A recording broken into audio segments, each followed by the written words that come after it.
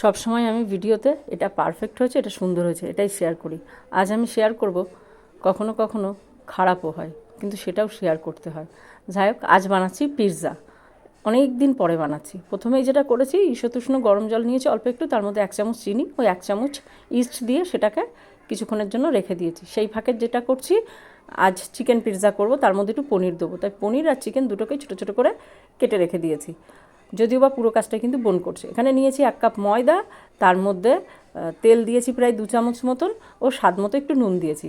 শেষে যেটা করেছি, 2 চামচ মতন এর মধ্যে দইও দিয়েছি। আগে ময়দা ও নুন দিয়ে ভালো করে ময়ন দিয়ে নিয়েছি, নিয়ে দই দিয়ে আবার ওটাকে মেখে নিয়েছি। নিয়ে এখন যেটা করছি, ইস্টটাকে রেখে দিয়েছিলাম, সেই ইস্টটাকে দিয়ে এখন ময়দাটাকে মেখে নিচ্ছি। কিন্তু প্রতিবার আমার যা সমস্যা হয়, এবারও আমার সেম সমস্যাই হয়েছে। জানি না কেন এটা আমার সাথে প্রতিবার হয়। যাই হোক, ময়দাটাকে একটু আঠালো মতন মাখতে হবে, মানে একদম টাইট করে মাখা যাবে না, একটু আঠালো আঠালো চ্যাটচ্যাটে ভাব, এরকম অবস্থায় ময়দাটাকে মাখতে হবে। তো সেই অবস্থায় বোন মেখে নিচ্ছে।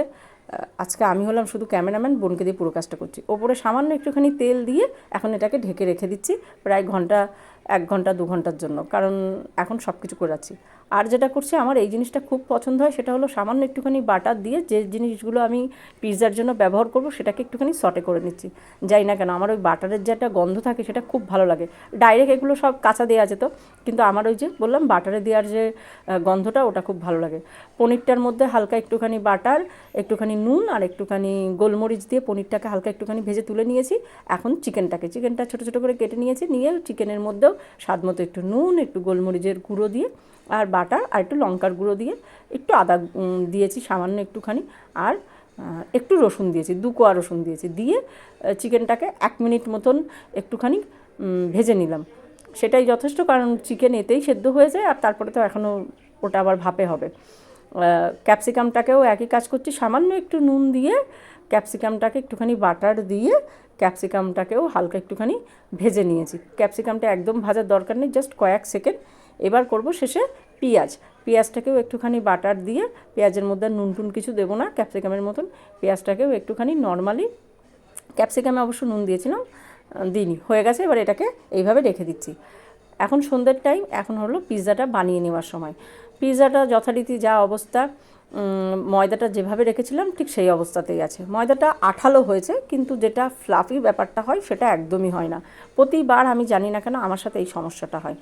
যাই হোক, ময়দাটাকে আরেকবার ভালো করে মেখে নিয়েছি, এবং যেহেতু ওটা অনেক বড় ময়দা, প্রায় 250 ময়দা ছিল, যার জন্য আমি বোনকে বললাম একটা করলে অনেকটা বেশি মোটা হবে, আর যেহেতু আমরা নর্মাল গ্যাসে করব, যদি ভেতরটা না কুকড হয়, যার জন্য আমরা করেছি একটা বড় আর একটা ছোটো পিৎজা বানাচ্ছি, মানে দুটো পাত্রে আর কি দুটোকে বানিয়ে নেবো।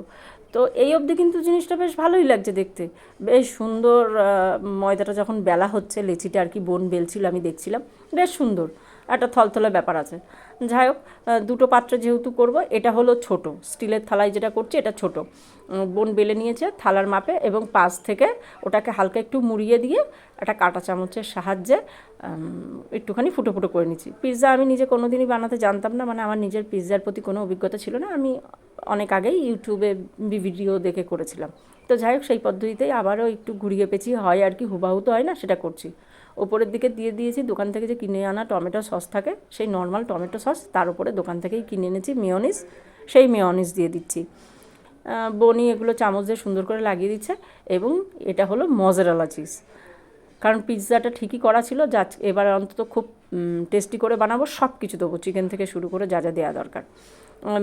একটা ক্যাপসিকামও কেটে রাখা হয়েছে ছোটো ছোটো করে, যেটা দেখলেন ক্যাপসিকাম বা যেগুলো ভেজে রাখা হয়েছিল সটে করে, সেগুলোকে এখন ওপর থেকে দিয়ে দেওয়া হচ্ছে।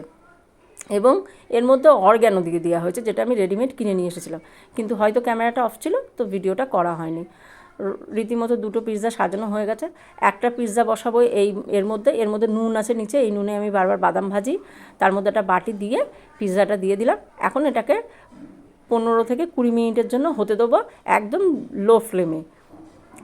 পাশেরটাকেও তাই একই অবস্থায় দিয়ে এখন এটাকে নিশ্চিন্তে লো ফ্লেমে দিয়ে আমি এখন চলে যাব। 10 মিনিট পরে এসেছি, 10 মিনিট পরে এসে দেখলাম চিজটা সুন্দরভাবে কিন্তু গলে গেছে, মানে মেল্ট হয়ে গেছে। দুটোরই এক অবস্থা, সুন্দরভাবে চিজটা মেল্ট হয়ে গেছে, এবং দেখতে কিন্তু অপূর্ব সুন্দর হয়েছে। এটাকে ঢাকা দিয়ে রেখে আবারও আমি চলে গেছিলাম, চলে যেয়ে যেটা করেছি আমি দেখুন নিচে এক ফোঁটা লাগেনি। আমি তারপরে আবার 5 মিনিট মতন এটাকে ঢাকা দিয়ে দিয়েছিলাম, দিয়ে এবার 5 মিনিট পরে ওভেন থেকে নামিয়ে নিলাম। এবার বলি সমস্যাটা কী হয়েছে। দেখতে তো দারুণ সুন্দর হয়েছে এবং খেতে কিন্তু টেস্টি হয়েছিল। পিৎজার যেহেতু ব্যাটারটা যেটা ডোটা আর কি, পিৎজার পাউরুটিটা সেটা যেহেতু ফোলেনি, যার জন্য একটা চ্যাপটা ভাব এসে গেছে, একটা আঠালো ভাব এসে গেছিলো।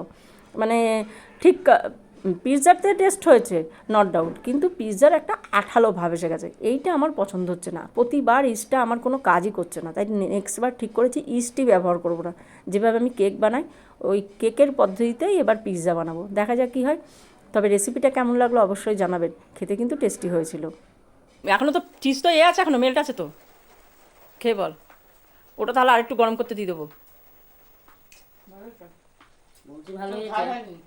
ঝাল একটু এ দিলে ভালো হতো। অর্গানো দিয়ে দেবো এর উপর দিয়ে একটু দিদি, ভালো লাগবে দিদি।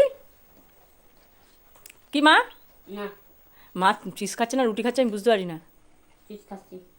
দেখ কি করেছে, ওপর থেকে সব খেয়ে নিচ্ছে, রুটি রেখে দিচ্ছে। না এমনি কেমন সুন্দর, না এমনি টেস্টটা দারুণ হয়েছে, শুধু ওটা ফোলেনি বলে